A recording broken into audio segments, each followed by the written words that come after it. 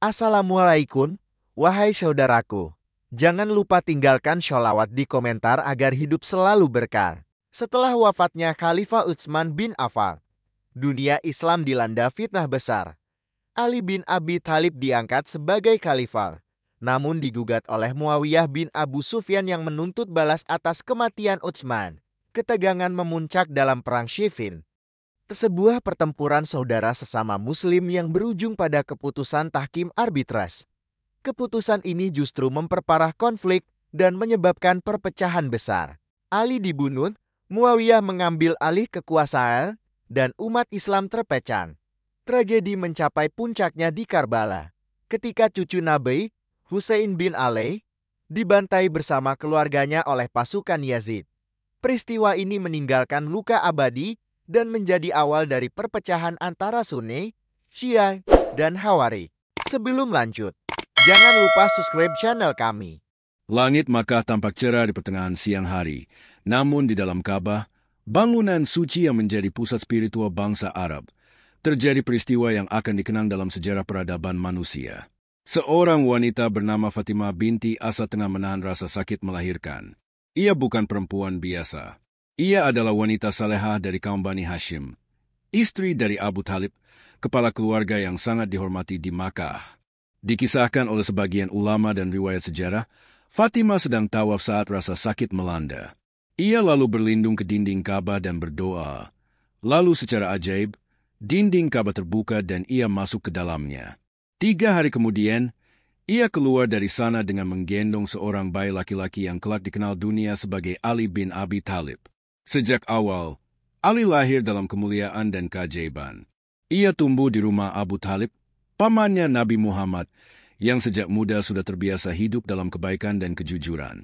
Ketika Nabi Muhammad menikah dengan Khadijah dan kondisi ekonomi Abu Thalib semakin berat, Rasulullah menawarkan diri untuk mengasuh salah satu keponakan pamannya. Maka, Ali kecil pun dibesarkan di rumah Nabi Muhammad Shallallahu Alaihi Wasallam. Ali kecil bukan hanya dibesarkan oleh sosok yang penuh kasih sayang, tetapi juga oleh manusia paling mulia di muka bumi. Ia menyaksikan secara langsung bagaimana Rasulullah sholat diam-diam, membaca ayat-ayat suci yang mulai diturunkan.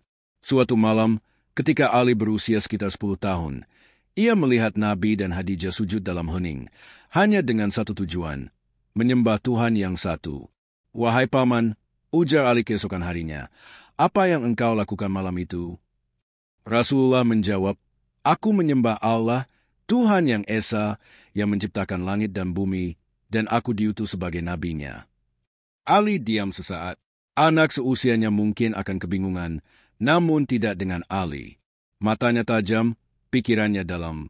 Ia menunduk dan berkata, "Aku bersaksi tidak ada Tuhan selain Allah, dan engkau adalah utusannya." Itulah titik awal.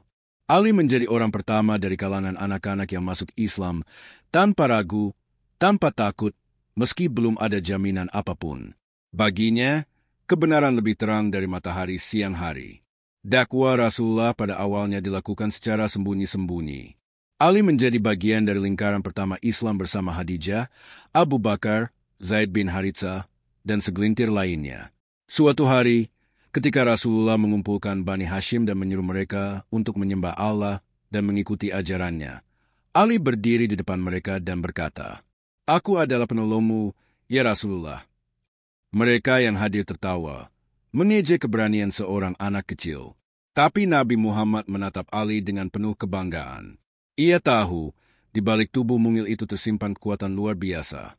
Ketika tekanan dari kaum Quraisy semakin kuat, umat Islam mulai mengalami ujian berat. Namun Ali tetap teguh. Ia menyaksikan bagaimana Bilal disiksa di tengah padang pasir, bagaimana Ammar bin Yasir kehilangan orang tuanya. Tapi ia juga melihat keteguhan iman, bahwa Islam tidak akan padam meski ditekan dengan kekuatan sebesar apapun. Satu peristiwa yang mencerminkan keberanian Ali terjadi ketika Rasulullah memutuskan untuk hijrah ke Madinah. Rencana pembunuhan telah disusun oleh para pemuka Quraisy. Sejumlah pemuda dari berbagai kabilah akan mengepung rumah Nabi dan membunuh beliau secara serentak. Tapi strategi Allah lebih sempurna. "Wahai Ali," kata Rasulullah malam itu, "maukah engkau tidur di tempat tidurku malam ini?" Ali tak bertanya kenapa. Ia hanya menjawab, "Tentu saja, wahai Rasulullah. Ia tahu nyawanya bisa jadi taruhannya. Tapi demi Islam, demi Nabi yang ia cintai, ia tak gentar. Malam itu, ia tidur di tempat tidur Nabi dengan tenang, sementara Rasulullah hijrah diam-diam bersama Abu Bakar. Ketika para algojo Quraisy menerobos rumah, yang mereka temukan hanya seorang remaja pemberani di ranjang Nabi, Ali bin Abi Thalib. Setelah Nabi tiba dengan selamat di Madinah, Ali kemudian menyusul, membawa amanah besar, mengembalikan barang-barang titipan orang Quraisy yang sebelumnya disimpan di rumah Nabi. Meski mereka adalah musuh Islam, Nabi tetap mengajarkan untuk memegang amanah. Ali melaksanakan tugas itu dengan jujur dan mulia. Di Madinah, Ali menjadi salah satu tokoh sentral. Meskipun usianya muda, keberaniannya tak terbantahkan. Ia berpartisipasi dalam berbagai peristiwa penting. Namun ada satu peristiwa yang sangat menyentuh hatinya dan menjadi awal dari babak baru kehidupannya. Nabi Muhammad mendekatinya dan berkata, "Wahai Ali, engkau telah lama menemaniku dalam suka dan duka. Kini saatnya aku menyatukanmu dengan wanita terbaik di dunia." Ali bingung. "Siapakah dia, wahai Rasulullah?" "Fatimah," jawab Nabi. Ali tersentak. Putri Nabi, Fatimah Az-Zahra, adalah sosok yang sangat ia hormati. Ia tidak berani melamar karena merasa dirinya tak cukup layak. Namun Nabi tahu, tidak ada lelaki di bumi ini yang lebih pantas untuk Fatimah selain Ali. Pernikahan mereka adalah pernikahan penuh berkah. Meski rumah tangganya sangat sederhana, mereka bahagia. Dari pasangan ini lahir Hasan, Hussein, Zainab, dan Ummu Kultsum yang semuanya menjadi permata-permata Islam. Ali bukan hanya pemberani dan setia, tapi juga sangat cerdas. Ia dikenal sebagai lautan ilmu. Nabi sendiri pernah bersabda, "Aku adalah kota ilmu, dan Ali adalah pintunya." Ia mendalami tafsir, hukum, dan filsafat, namun tetap tawadu. Tidak sombong atas ilmunya, dan tidak congkak atas keturunannya. Di hadapan Allah, ia hanyalah hamba, dan di hadapan umat, ia adalah pelayan. Namun masa tenang itu tak berlangsung lama. Ujian demi ujian akan datang, dan pedang Ali akan terus digunakan bukan untuk mencari kekuasaan, tapi untuk menjaga kebenaran. Sejak lahir, ia telah menjadi cahaya. Dan cahaya itu tidak akan padam meski gelap menyelimuti dunia. Madinah, kota yang penuh cahaya iman, menjadi panggung baru bagi perjuangan umat Islam. Di kota ini, kaum muslimin mulai membangun kehidupan yang lebih aman, namun tantangan dari luar tak pernah reda. Kaum Quraisy di Makkah tidak tinggal diam. Mereka bertekad untuk melenyapkan Islam dari akar-akarnya. Dan dalam setiap konflik besar itu, nama Ali bin Abi Thalib akan selalu muncul sebagai pahlawan yang tak gentar menghadapi maut. Setahun setelah hijrah, datanglah momen besar yang mengguncang dunia Arab, Perang Badar. 1.000 orang pasukan Quraisy lengkap dengan perlengkapan dan senjata datang hendak memusnahkan pasukan Muslim yang hanya berjumlah sekitar 300 orang. Tapi di antara barisan Muslim itu, berdiri seorang pemuda yang wajahnya bersinar, matanya tajam, dan tangan menggenggam pedang yang siap berbicara, Ali bin Abi Thalib. Perang dimulai dengan tradisi Arab, yaitu duel 1 lawan 1. Utbah, Syaibah, dan Walid, 3 pendekar tangguh dari Quraisy, maju ke depan. Maka Nabi memanggil 3 dari pasukan Muslim, Hamzah bin Abdul Muttalib, Ubaidah bin Al-Harits, dan Ali bin Abi Thalib. Ali melawan Walid bin Utbah. Walid dikenal sebagai pendekar kuat dan kejam. Namun hari itu ia menghadapi pemuda yang bukan hanya gagah secara fisik, tapi juga dibakar oleh api keimanan. Ali bergerak cepat, pedangnya menyambar, dan Walid roboh dalam satu serangan. Duel berakhir dengan kemenangan umat Islam, dan sejak saat itu nama Ali mulai menggema sebagai pendekar paling ditakuti di medan perang. Namun bukan hanya kekuatan fisik yang membuatnya luar biasa, tapi keberaniannya datang dari ketenangan hati dan keyakinan penuh pada Allah. Ia tidak pernah membunuh untuk ambisi. Ia berperang demi kebenaran. Setelah Badar, datanglah perang Uhud. Dalam perang ini, umat Islam mengalami keguncangan besar. Pasukan Quraisy membalas dendam dengan kekuatan yang jauh lebih besar.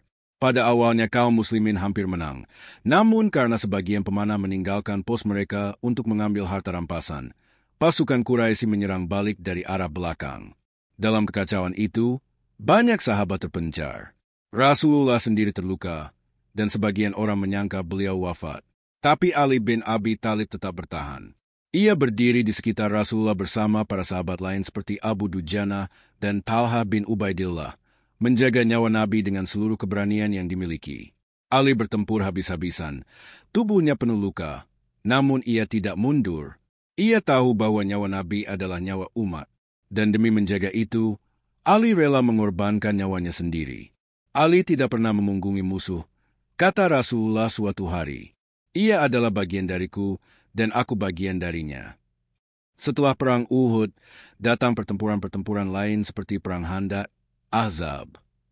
Musuh datang dari segala penjuru, membentuk koalisi besar yang hendak menghancurkan Madinah. Kaum muslimin menggali parit di sekeliling kota atas saran Salman Al-Farisi. Strategi ini berhasil menghalangi serangan langsung, namun musuh terus mencoba menembus pertahanan. Salah satu pendekar Quraisy, Amr bin Abd Wud, berhasil melompati parit. Ia adalah petarung yang dikenal sangat kuat, ditakuti bahkan oleh kalangan Quraisy sendiri. Ia menantang duel, tapi tak seorang pun berani maju, kecuali satu orang. "Aku akan melawannya, wahai Rasulullah," kata Ali. Nabi menatapnya, sejenak menahan, karena ia tahu betapa bahayanya musuh yang dihadapi Ali. Tapi ia juga tahu, tak ada yang lebih layak melawan Amr selain Ali bin Abi Thalib. Ali maju, dua ksatria itu berhadapan. Suara besi bertemu besi terdengar nyaring, debu beterbangan. Semua mata tertuju ke sana. Amr menyerang dengan kekuatan penuh, namun Ali menghindar dengan lincah. Sekali, dua kali, hingga akhirnya, Ali menemukan celah, dan dengan satu tebasan, Amr tumbang. Takbir menggema dari barisan Muslim. Hari itu, Ali tak hanya menyelamatkan Madinah, tapi juga mengangkat moral pasukan Muslim ke langit. Namun pertempuran tak hanya di medan perang. Ali juga dikenal karena ilmunya. Ia menjadi rujukan dalam masalah hukum dan tafsir. Saat Nabi mengutus pasukan atau delegasi ke berbagai tempat, Ali sering diberi kepercayaan untuk memimpin Madinah. Bahkan dalam perjanjian Hudaybiyah, saat kesepakatan damai ditulis, Ali yang bertugas menuliskan isi perjanjian. Ketika itu, perwakilan Quraisy keberatan dengan penulisan Muhammad Rasulullah. Mereka hanya mengakui Nabi sebagai Muhammad bin Abdullah. Nabi menyuruh Ali menghapus bagian Rasulullah, namun Ali enggan. "Wahai Ali, tunjukkan bagian itu padaku," kata Nabi. Ali menunjukkan, dan Rasulullah sendiri yang menghapusnya. Itulah cinta Ali. Ia tak sanggup menghapus gelar kekasih Allah, walau hanya di atas kertas. Bagi Ali, Nabi Muhammad bukan hanya pemimpin, tapi jiwa yang menyatu dengan hidupnya. Dalam kehidupan sehari-hari, Ali dikenal sangat sederhana. Ia tak pernah memburu kekayaan. Bajunya tambal sulam, makanannya seadanya. Tapi akhlaknya mewah. Ia sangat lembut pada anak-anak, sayang pada fakir miskin, namun tegas pada kebatilan. Satu kisah terkenal menunjukkan sikap adil dan cerdasnya. Seorang Yahudi kehilangan baju zirah dan menuduh Ali mencurinya. Saat itu Ali sudah menjadi khalifah. Kasus ini dibawa ke pengadilan. Ali datang, dan pengadilan berjalan adil. Hakim meminta saksi, dan Ali membawa anaknya sendiri. Tapi sang hakim menolak karena menurut hukum Islam, kesaksian anak terhadap ayahnya tak berlaku. Ali menerima keputusan itu. Ia tidak menggunakan jabatannya untuk mempengaruhi hukum. Dan akhirnya si Yahudi tertegun. Ini tidak mungkin terjadi di negeri lain. Seorang pemimpin bisa kalah di pengadilan, katanya. Akhirnya, si Yahudi masuk Islam karena melihat keadilan Ali. Perjalanan Ali bin Abi Thalib di masa Rasulullah adalah perpaduan antara pedang dan pena, antara keberanian dan kasih sayang. Ia adalah sosok yang paling banyak berjasa dalam perjuangan Islam, tapi tak pernah membanggakan dirinya. "Siapa yang paling kalian cintai, wahai Rasulullah?" tanya seorang sahabat. "Fatimah," jawab Nabi. "Dari kalangan laki-laki?" "Ali," jawab Nabi. "Karena dia dariku dan aku darinya." Di balik keberaniannya, Ali menyimpan hati yang lembut. Ia sering menangis di malam hari, berdoa dalam sujud panjang, dan bermunajat dengan suara yang penuh cinta kepada Allah. Ia dikenal sebagai imam para sufi karena kedalamannya dalam spiritualitas.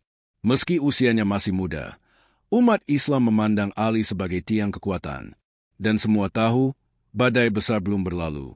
Nabi akan wafat, dan dunia Islam akan memasuki masa paling menegangkan. Ali belum selesai. Kisahnya baru dimulai. Hari-hari di Madinah mulai berubah. Wajah Rasulullah SAW tak lagi setegar biasanya. Tubuh beliau yang selama ini kuat dalam jihad dan dakwah mulai menunjukkan tanda-tanda kelemahan. Ali bin Abi Thalib memperhatikan semua itu dengan hati yang berat. Ia bukan sekadar menantu Nabi. Ia adalah murid, sahabat, pelindung, dan kekasih ruhani Rasulullah SAW. Beberapa hari menjelang wafat, Rasulullah jatuh sakit dan tidak mampu lagi memimpin solat. Ia menunjuk Abu Bakar sebagai imam solat menggantikan beliau. Saat itu, kabar tentang wafatnya Nabi belum jelas. Banyak sahabat tak mau percaya. Bahkan Umar bin Khattab mengangkat pedangnya dan berkata, "Siapa yang berkata Muhammad telah wafat, akan kupenggal lehernya." Tapi Ali tahu, ia menyaksikan detik-detik terakhir sang Nabi di dalam kamar rumah Fatimah. Ia berada di sana, menggenggam tangan Rasulullah, mencium keningnya yang basah oleh keringat sakaratul maut. "Ali," bisik Nabi, "sampaikan salamku kepada umatku." Dan Rasulullah pun wafat, meninggalkan dunia yang gelap tanpa cahaya kenabiannya. Hari itu, langit seakan runtuh. Umat Islam kehilangan pusatnya, dan Madinah tenggelam dalam duka yang dalam. Dalam duka itu, timbul pula gejolak politik. Siapa yang akan menggantikan Rasulullah? Di Sakifah, para sahabat berkumpul dan mengangkat Abu Bakar sebagai khalifah pertama. Sementara itu, Ali memilih menyibukkan diri dengan mengurus jenazah Nabi. Ia memandikan, mengkafani, dan mensyalati beliau bersama Bani Hashim. Ia menganggap tidak layak baginya membicarakan kekuasaan ketika jasad kekasihnya belum dikebumikan. Hal ini menimbulkan kesalahpahaman. Sebagian orang menuduh Ali menolak membayat Abu Bakar. Padahal, yang dilakukan Ali adalah wujud kesetiaan dan cinta. Beberapa waktu kemudian, setelah suasana mereda, Ali pun membayat Abu Bakar demi menjaga persatuan umat. Namun luka itu belum sembuh ketika datang musibah lain. Wafatnya Fatimah Az-Zahra, putri Nabi dan istri tercintanya. Fatimah wafat dalam usia muda, tidak lama setelah kepergian ayahnya. Duka Ali semakin dalam. Malam-malamnya dipenuhi tangisan dan kesepian. "Setelah engkau, wahai Fatimah," kata Ali di pusarannya, "hidup terasa sepi." Meski hatinya diliputi kesedihan, Ali tetap berdiri sebagai tiang umat. Ia menjadi penasihat penting bagi Khalifah Abu Bakar, Umar, dan Utsman. Setiap kali ada masalah sulit dalam hukum, mereka selalu berkata, "Tidak ada orang yang lebih tahu dari Ali." Pada masa Umar bin Khattab, Ali dipercaya memimpin banyak urusan besar. Bahkan Umar pernah berkata, "Aku berlindung kepada Allah dari masalah yang tidak ada Ali di dalamnya."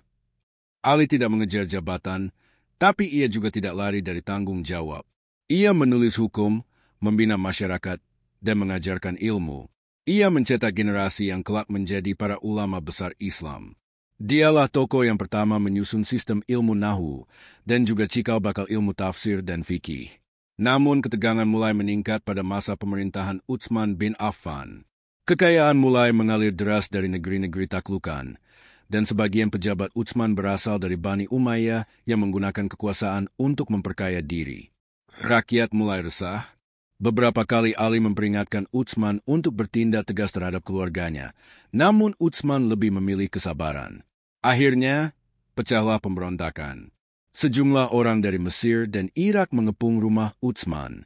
Ali mengirim kedua anaknya, Hasan dan Husain, untuk berjaga di depan rumah khalifah agar tidak ada kekerasan. Namun mereka kecolongan. Utsman terbunuh dalam rumahnya, dan Madinah pun terperosok dalam kegelapan baru. Setelah Utsman wafat, masyarakat Madinah mendesak Ali untuk menerima kekhalifahan. Rumahnya dipenuhi orang-orang yang ingin membayatnya. "Aku tak ingin kekuasaan," kata Ali, "tetapi bila umat memilihku, maka aku akan memimpin dengan kebenaran." Ali menerima jabatan itu bukan karena ambisi, tetapi karena kebutuhan umat. Maka dimulailah babak baru dalam sejarah Islam, Ali sebagai khalifah keempat. Namun warisan yang diterimanya adalah warisan berdarah. Umat Islam terpecah. Kelompok pendukung pembunuh Utsman masih berkeliaran. Para sahabat senior seperti Aisyah, Talha, dan Zubair menuntut agar pelaku dibawa ke pengadilan sebelum segala urusan lain. Ali menjawab, "Demi Allah, aku pun ingin menghukum mereka. Tapi bagaimana aku bisa melakukannya sekarang, ketika keadaan kacau dan pembunuhnya tidak jelas?" Ketegangan ini berujung pada Perang Jamal, pertempuran yang sangat memilukan antara sesama sahabat Nabi. Di satu sisi, pasukan Ali. Di sisi lain, Aisyah, istri Nabi, bersama Talha dan Zubair. Ali tidak pernah ingin perang ini terjadi. Ia mengirim surat perdamaian, mengajak bicara, namun provokasi dari luar membuat pertempuran tak terelakkan. Saat melihat Zubair di medan perang, Ali berteriak, "Zubair, kau lupa, Nabi pernah berkata bahwa kau akan melawan aku dan engkau dalam posisi yang salah?" Zubair tertegun. Ia segera mundur dari medan perang, menyadari kesalahannya. Tapi dalam perjalanan pulang, ia dibunuh oleh para pemberontak. Pertempuran berakhir dengan kemenangan Ali, namun hatinya penuh luka. Ia menangis saat melihat Aisyah terjatuh dari untanya. Ia segera memeluknya dan berkata, "Wahai Ummul Mukminin, engkau tetap ibu kami." Ali memulangkan Aisyah ke Madinah dengan pengawalan terbaik. Ia menguburkan para sahabat yang gugur dengan penuh hormat. Tidak ada kebencian, hanya luka yang dalam karena umat terpecah. Namun tantangan belum selesai.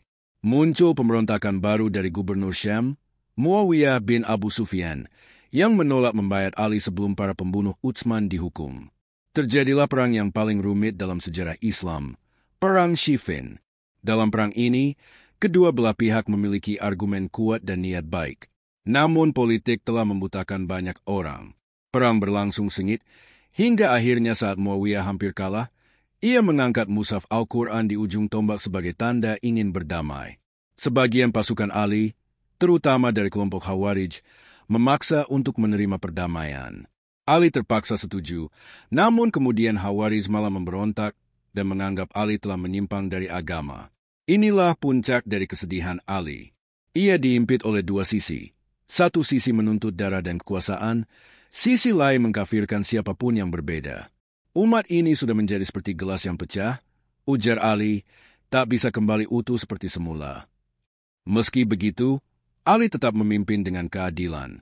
Ia memotong gaji pejabat yang korup, membubarkan birokrasi nepotisme, dan membagikan harta negara secara merata tanpa memandang asal-usul. Ia hidup miskin, hanya makan roti kering dan garam. Tidurnya di atas tikar kasar. Namun jiwanya bersih dan kepemimpinannya adil. Ali tidak ingin dunia, ia ingin Allah. Dalam setiap malam yang sunyi, ia bermunajat di Masjid Kufah, menangis di hadapan Tuhan. Satu malam, ia berdoa dengan kalimat yang mengguncang hati siapapun yang mendengarnya. "Ya Allah, aku tidak menyembah MU karena takut neraka MU, atau mengharap surga MU. Tapi aku menyembah MU karena aku mencintai MU." Begitulah Ali, sang singa Allah, sang pintu ilmu, pemimpin yang adil, pejuang yang setia, suami dan ayah yang lembut, ulama yang dalam. Namun hari-hari terakhirnya semakin dekat, dan ajal akan datang bukan dari medan perang, tapi dari tikaman pengkhianatan. Malam-malam di Kufah semakin sunyi, langit seperti menyimpan duka, dan angin membawa bisikan yang tak bisa diartikan. Di kota itu, Ali bin Abi Thalib tetap berdiri sebagai imam, pemimpin, sekaligus penegak keadilan. Namun bayang-bayang kematian mulai mendekat, seperti kabut yang pelan-pelan menelan ufuk. Ali tahu ajalnya sudah dekat. Ia berkata kepada putranya, "Hasan, wahai anakku, aku telah melihat dalam tidurku, janggutku akan dibasahi darah dari kepala ini." Hasan menatap ayahnya dengan cemas. Ia tahu bahwa Ali bukan sekadar berbicara, tapi menyampaikan ilham dari kedalaman ruh. Sejak Perang Siffin, banyak musuh yang tidak puas. Kelompok Khawarij yang dulu mendesak agar Ali menerima tahkim, arbitrase, kini berbalik menuduhnya murtad. Mereka menyusun rencana pembunuhan terhadap 3 tokoh besar sekaligus, Ali di Kufah, Muawiyah di Syam, dan Amr bin Ash di Mesir. Namun yang berhasil hanya satu, yang mengincar Ali. Pelakunya adalah Abdurrahman bin Muljam, seorang mantan pejuang yang hatinya diracuni ideologi fanatik. Ia meyakini bahwa membunuh Ali adalah jihad, sebuah kesesatan yang lahir dari keputusasaan dan kebencian. Malam 19 Ramadan tahun 40 Hijriah. Langit Kufah gelap tanpa bulan. Di dalam rumahnya, Ali berwudhu dan bersiap menuju Masjid Kufah. Sebelum keluar, ia berkata kepada anaknya, "Wahai Hasan, malam ini aku merasa berbeda. Jika aku mati oleh pedang, maka itu syahid di jalan Allah." Hasan ingin mencegah ayahnya keluar, tapi Ali tersenyum. Ajal itu seperti sebuah cawan. Jika sudah datang, tidak ada yang bisa menolaknya. Ali berjalan menuju masjid. Di kanan kiri jalan, para warga masih terlelap. Masjid Kufah yang luas itu sepi. Ia masuk dan seperti biasa, berjalan ke arah mihrab. Tak ada seorang pun tahu bahwa saat itu di salah satu tiang masjid, bin Muljam sudah bersembunyi, menggenggam pedang beracun yang sangat tajam. Ia telah menunggu malam itu dengan hati yang keras dan pikiran yang gelap. Ketika Ali sujud dalam rakaat pertamanya, bin Muljam melompat, mengayunkan pedang kepala sang khalifah. "Hukmulillah," teriaknya. "Ini adalah hukum Allah terhadap si kafir." Darah muncrat membasahi mihrab. Pedang itu membelah kepala Ali hingga ke bagian tengah. Namun yang terdengar dari lisan Ali hanyalah, "Fustu warabil Ka'bah, aku telah menang demi Tuhan Ka'bah." Tangis pecah di seluruh penjuru Kufah. Hasan dan Husain bergegas datang. Mereka melihat ayahnya terbaring dengan kepala bersimbah darah. Ali masih hidup, meski napasnya berat dan matanya mulai redup. Ia tersenyum melihat kedua putranya. "Jagalah umat ini," bisiknya. "Jangan biarkan mereka terpecah." Ali dibawa ke rumah, dan selama 2 hari ia dirawat. Namun luka di kepalanya terlalu dalam. Racun pedang bin Muljam menyebar cepat. Di saat-saat terakhir, Ali memanggil seluruh keluarganya.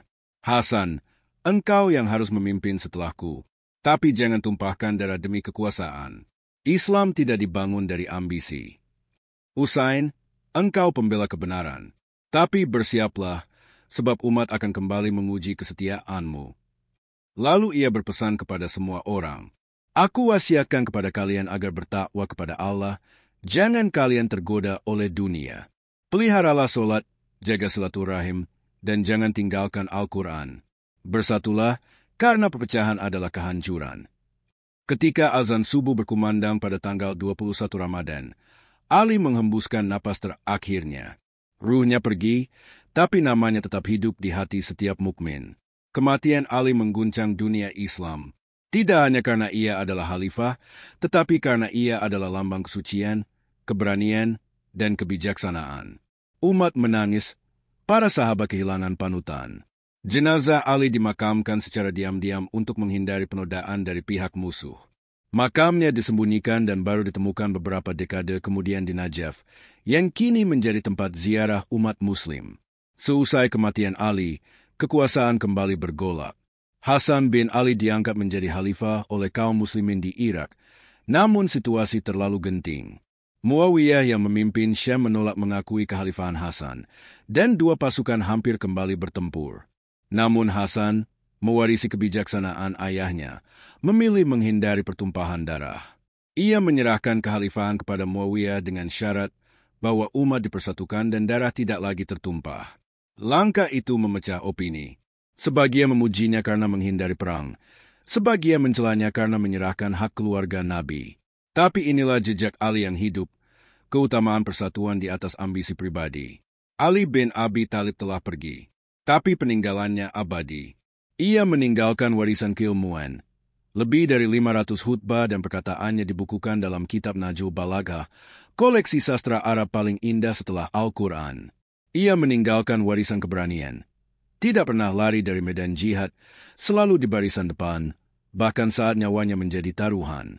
Ia meninggalkan warisan keadilan, tidak memihak siapapun kecuali kebenaran. Anak dan musuhnya mendapat perlakuan yang sama di hadapan hukum. Dan yang paling agung, ia meninggalkan warisan cinta kepada Allah, Rasul, dan umat Islam. Suatu hari, seseorang bertanya kepada Hasan, "Apa yang paling kau ingat dari ayahmu?" Hasan menjawab, "Aku tak bisa mengingat satu hal, karena kebaikannya terlalu banyak. Tapi aku ingat, ia tidak pernah makan kenyang bila tahu ada orang miskin yang lapar." Dan kepada yang lain, Husain berkata, "Ali bukan hanya ayahku. Ia adalah jalan yang mengantarkan umat kepada Allah. Ali bin Abi Thalib memang bukan manusia biasa. Ia adalah singa Allah yang mengguncang dunia dengan pedangnya dan meneduhkan hati manusia dengan ilmunya. Namun di balik ketegasannya, ia adalah seorang yang lembut. Dalam malam-malam panjangnya, ia sering menangis dalam tahajud, berkata, "Tuhanku, aku tidak pantas masuk surga MU. Tapi aku juga tak sanggup menanggung neraka MU." Seorang sahabat pernah berkata, "Bila engkau ingin melihat keseimbangan antara keberanian dan kelembutan, lihatlah Ali bin Abi Thalib." Dan memang begitu adanya. Langit Kufah masih menyimpan pilu. Suara azan tetap berkumandang. Namun satu suara telah hilang. Suara Ali bin Abi Thalib, sang imam yang memimpin umat dengan keberanian dan kelembutan. Meski tubuhnya telah menyatu dengan tanah Najaf, warisan Ali tak pernah terkubur. Warisan ilmu dan hikmah. Ali dikenal bukan hanya sebagai pejuang, tetapi juga sebagai lautan ilmu. Rasulullah sendiri pernah bersabda, "Aku adalah kota ilmu, dan Ali adalah pintunya." Dari pintu itu, ribuan orang menimba pengetahuan. Kata-kata Ali mengalir dalam khutbah, nasihat, dan perdebatan. Ia berbicara tentang ketuhanan, keadilan, akhlak, kepemimpinan, bahkan fisika dan astronomi dalam bahasa yang indah dan tajam. Ucapan-ucapannya dikumpulkan dalam kitab Nahjul Balagha, yang hingga kini menjadi sumber inspirasi bagi ulama, pemimpin, dan pencari hikmah. Beberapa ucapannya yang terkenal. Nilai setiap manusia tergantung pada apa yang ia cari. Orang yang merasa cukup tidak akan pernah miskin. Manusia tertidur dan akan bangun ketika mati. Ali mengajarkan bahwa ilmu bukan untuk pamer, tetapi untuk membimbing. Ilmu yang tidak diamalkan, katanya, seperti pohon tanpa buah. Warisan kepemimpinan dan keadilan. Dalam 4 tahun dan 9 bulan masa kekhalifahannya, Ali menunjukkan gaya kepemimpinan yang tegas namun adil. Ia tidak membiarkan keluarga atau sahabat dekatnya mempergunakan jabatan untuk kepentingan pribadi. Suatu ketika, saudaranya sendiri, Aqil bin Abi Thalib, datang memohon bantuan uang. Ali menolak memberinya dari Baitul Mal, kas negara, dan malah memanaskan sebatang besi dan menekatkannya ke tangan Aqil seraya berkata, "Engkau takut api besi ini, padahal engkau memintaku untuk menjerumuskan diriku ke api neraka." Ia tidak pandang bulu. Dalam persidangan, lawan Ali adalah seorang Yahudi. Saat hakim memintanya berdiri, Ali berkata, "Jangan bedakan aku. Di hadapan hukum, aku dan dia setara." Meski menjadi khalifah, ia menolak penjagaan berlebihan. Ia tidak mau tinggal di istana. Rumahnya sederhana, makanannya roti kering dan garam. Pakaian yang ia pakai adalah pakaian rakyat biasa. Sahabatnya, Kumail bin Ziyad, pernah menangis melihat kehidupannya yang miskin, dan Ali berkata, "Apakah engkau ingin aku meninggalkan rakyatku dalam kelaparan, lalu hidup mewah? Demi Allah, aku tidak akan menjadi penguasa seperti itu." Warisan cinta kepada keluarga Nabi, Ahlul Bait. Ali adalah bagian dari Ahlul Bait, keluarga suci Nabi Muhammad. Ia suami dari Fatimah Az-Zahra, putri Rasulullah. Dari pernikahan itu lahirlah Hasan dan Husain, pemuda penghulu surga. Cinta Rasulullah kepada Ali dan keluarganya begitu dalam. Dalam peristiwa Mubahalah, adu doa dengan kaum Nasrani. Rasulullah membawa Ali, Fatimah, Hasan, dan Husain sebagai wakil keluarganya. Dalam peristiwa Gadir Hum, Nabi bersabda, "Barang siapa menjadikan aku sebagai maulanya, maka Ali adalah maulanya." Cinta ini menjadi dasar banyak kaum muslimin menjadikan Ali sebagai simbol spiritualitas, keberanian, dan kesetiaan pada ajaran Rasulullah. Kelak, Ali menjadi titik temu dan juga titik beda antara Sunni dan Syiah. Namun bagi yang jujur menilai, Ali adalah milik seluruh umat. Warisan perjuangan melawan fitnah. Ali hidup di zaman penuh fitnah, zaman ketika umat Islam mulai terpecah karena politik, ambisi, dan dunia. Tapi ia tetap berdiri di jalan kebenaran. Ali memerangi pemberontakan dari dalam dan luar, dari para pembunuh Utsman, pasukan Aisyah di Perang Jamal, dan pasukan Muawiyah di Perang Siffin. Namun ia tidak pernah melakukannya karena benci, melainkan demi menegakkan keadilan. Kepada para musuhnya, Ali tetap menunjukkan akhlak mulia. Ketika pasukan Jamal kalah, Ia tidak menyakiti Aisyah, melainkan mengantarnya pulang ke Madinah dengan pengawalan penuh hormat. Ketika Khawarij menentangnya dengan keras, ia tetap membiarkan mereka hidup bebas, hingga mereka mengangkat senjata. Ali berkata, mereka punya 3 hak, tidak kita cegah dari masjid, tidak kita halangi hak negara, dan tidak kita perangi selama mereka tidak mengangkat pedang. Itulah warisan Ali, keseimbangan antara kekuatan dan kasih sayang. Ali dalam hati umat. Sepeninggalnya, Ali dikenang dengan berbagai julukan. Singa Allah, pemimpin orang bertakwa, imam pertama, pintu ilmu, Abul Hasan, dan lainnya. Di kalangan Sufi, Ali dijadikan rujukan utama dalam silsilah tarekat. Semua jalur tarekat Sufi berakhir di Ali, yang disebut sebagai pembawa warisan ruhani dari Rasulullah. Imam Syafi'i pernah berkata, jika cinta kepada keluarga Nabi disebut Syiah, maka saksikanlah bahwa aku adalah Syiah. Imam Malik berkata, siapa yang menghina Ali atau berkata buruk tentangnya, maka ia bukan bagian dari umat ini. Imam Ahmad bin Hanbal pun memuji keberanian dan ilmu Ali, seraya mengatakan bahwa tidak ada sahabat yang lebih utama darinya selain Abu Bakar dan Umar. Begitulah, Ali menjembatani banyak aliran dan mazhab dalam Islam. Meski sering dijadikan simbol perbedaan, seharusnya Ali menjadi sumber persatuan. Ali dan umat hari ini, warisan Ali bin Abi Thalib masih hidup. Di zaman fitnah, kita butuh keberanian seperti Ali, berani melawan kebatilan meski sendirian. Di zaman ilmu diperalat untuk dunia, kita butuh kejernihan Ali, yang menjadikan ilmu sebagai jalan menuju Allah. Di zaman para pemimpin rakus, kita butuh keadilan Ali, yang tak memberi keistimewaan bahkan pada keluarganya sendiri. Ali pernah berkata, hidupmu terdiri dari 3 hari, kemarin yang telah pergi, besok yang belum pasti, dan hari ini, maka beramallah hari ini. Kita hidup di hari ini. Jika kita ingin mencintai Ali, maka bukan hanya dengan ucapan, tapi dengan mengikuti jejaknya, berani, adil, jujur, zuhud, dan mencintai Allah melebihi dunia. Penutup, Fustu Warabil Ka'bah. Saat pedang menghantam kepalanya, Ali tidak menjerit, tidak menyumpahi. Ia hanya berkata, Fustu Warabil Ka'bah, aku telah menang demi Tuhan Ka'bah. Menang? Ya, ia menang. Menang atas nafsu dunia. Menang atas musuh-musuhnya. Menang atas keraguan. Karena ia hidup untuk Allah dan mati dalam ridhanya. Sebuah kemenangan sejati. Singa Allah telah pergi, tapi gemanya akan terus menggema dalam jiwa-jiwa yang berani mencintai kebenaran.